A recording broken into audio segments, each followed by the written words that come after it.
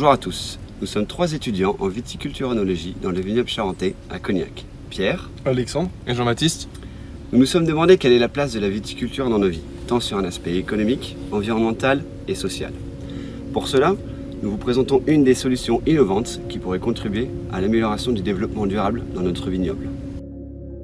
Mais avant ça, nous ferons un bilan de la situation du vignoble cognacé en termes de développement durable. Puis, nous vous présenterons un exemple d'action durable déjà mise en place sur une exploitation.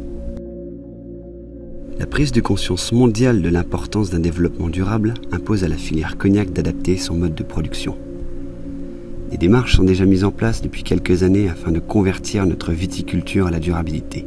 Bien qu'il reste des objectifs à atteindre, la culture de l'Avignon Charente a déjà amorcé une stratégie raisonnée, notamment par la rationalisation des traitements phytosanitaires ou encore l'utilisation de matériel limitant les dérives. L'objectif ambitieux de l'interprofession est l'intégralité des exploitations doublement certifiées d'ici 2028. Certification HVE, haute valeur environnementale, et CEC, certification environnement cognac. Sur les 4200 exploitations enregistrées, la moitié est déjà engagée dans la démarche et un peu plus de 200 possèdent déjà la double certification. La transition des exploitations vers un modèle durable est accompagnée par de nombreuses institutions, telles que l'interprofession, les syndicats ou encore les négociants. La vision globale de la filière est la transparence totale du produit envers le dernier maillon de la chaîne, le consommateur. Pour cela, notre production se doit de garantir croissance, durabilité et qualité. Nous faisons, je pense, une des plus belles eaux de vie du monde. Donc pour ça, on a cette responsabilité sociétale par rapport à notre consommateur et aux personnes qui nous entourent sur le bassin Cognac. Nous nous sommes rendus dans un vignoble de Grande Champagne de 125 hectares, très engagé dans les démarches environnementales. Depuis l'acquisition de la norme HVE3, plusieurs actions de développement durable ont été mises en place. L'une d'entre elles consiste à prévenir les riverains des parcelles lors des traitements phytosanitaires. Directement en lien avec la RSE de cette entreprise, cette démarche a pour but d'instaurer une relation de confiance entre riverains et viticulteurs. En cas de méfiance de certains, ces SMS visent à adapter l'organisation du voisinage sur des aspects pratiques auxquels l'exploitation n'avait auparavant pas pensé. La mise en place de cette action a été très simple. Recensement des voisins concernés, prise de contact et transmission des créneaux de passage. La réaction du voisinage est plus que positive. Donc nous avons mis en place un système de SMS que nous envoyons 24 heures avant à tous les riverains de notre vignoble, les prévenant de la date et du créneau horaire sur lequel nous allons traiter. Cependant, ces engagements impliquent un facteur supplémentaire dans l'organisation de la lutte phytosanitaire. Il peut représenter une contrainte en cas de créneau réduit dû à la météo ou de forte pression de maladie.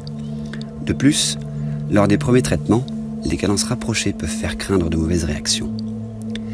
Mais compte tenu de la simplicité de cette action, les gérants ont décidé sa mise en place, notamment dans un souci de santé publique et d'image de la viticulture auprès de la population. Dans la poursuite de ces démarches, le vignoble a récemment investi dans un pulvérisateur confiné.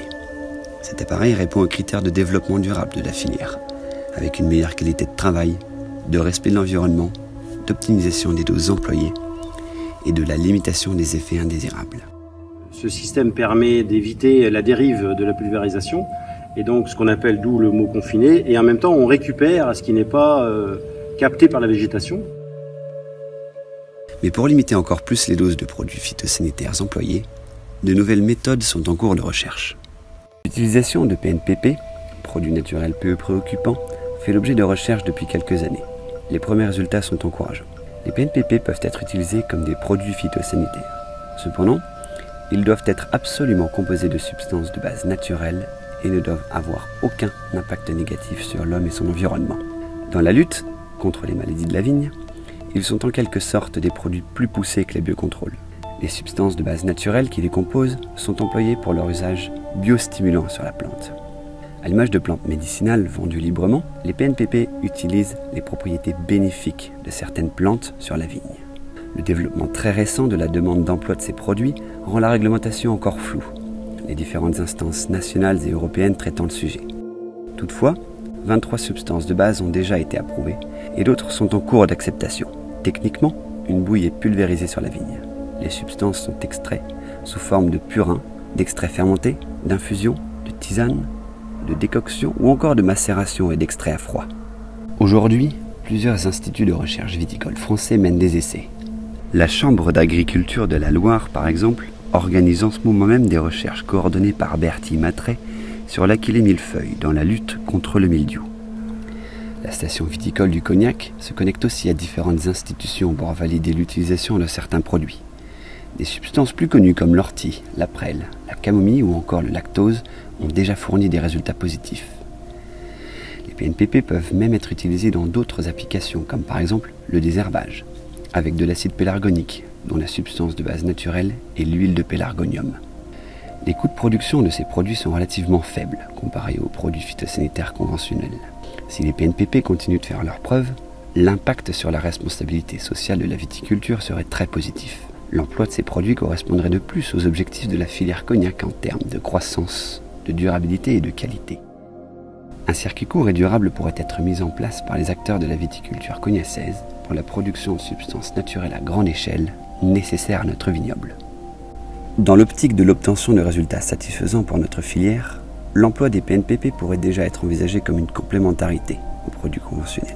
Cependant, les PNPP sont encore au stade de recherche. Aucun résultat ne permet pour le moment de suggérer aux viticulteurs leur application de façon fiable et durable, bien que les premiers résultats soient encourageants. Pour évoluer vers la viticulture durable de demain, plusieurs leviers vont être actionnés. L'emploi de préparations naturelles peut représenter l'un d'entre eux, mais il devra être accompagné d'autres changements. La modification du paysage viticole participerait par exemple en partie à la lutte contre les maladies de la vigne de façon prophylactique. Être plus durable dans nos pratiques, il y a de très nombreux outils. Nous avons une boîte à outils avec 200 outils. Les PNPP, c'est clé 12. Il y en a d'autres des outils. Et puis il y a des outils qui se développent comme l'agroforesterie ou ces plantations.